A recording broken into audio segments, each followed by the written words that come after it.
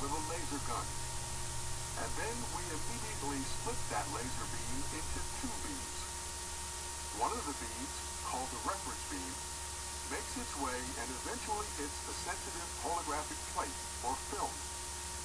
This is like the film we used to have in our cameras before digital photography. The other half of the laser beam hits an object first, in this case an apple, and then hits the holographic plate.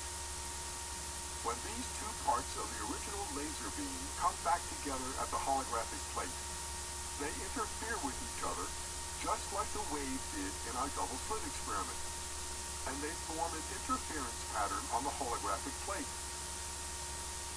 If you look at the holographic plate at this point, you cannot see the apple.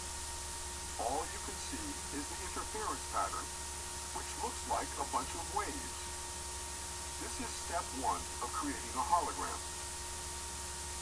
Remember those 3D pictures that were such a fad in the 90s, which looked just like a bunch of meaningless waves? But if you refocused your eyes, an image would pop out for you to see. So, for our hologram, we now need a step two to see the image of the apple.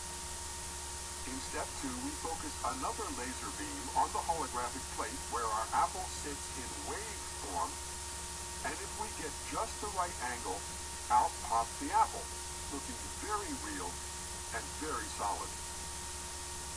You might wonder what I'm holding in my hands here. Looks like a black picture, but if I shine a light on it at a certain angle, watch what happens.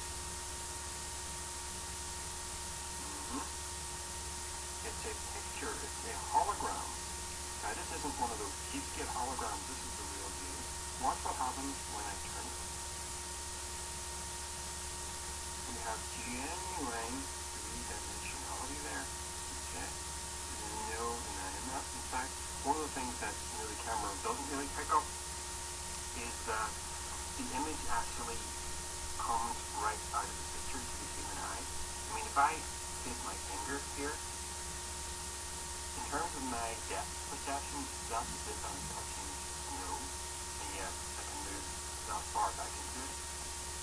Nothing there, and it appears to be like literally actually broken.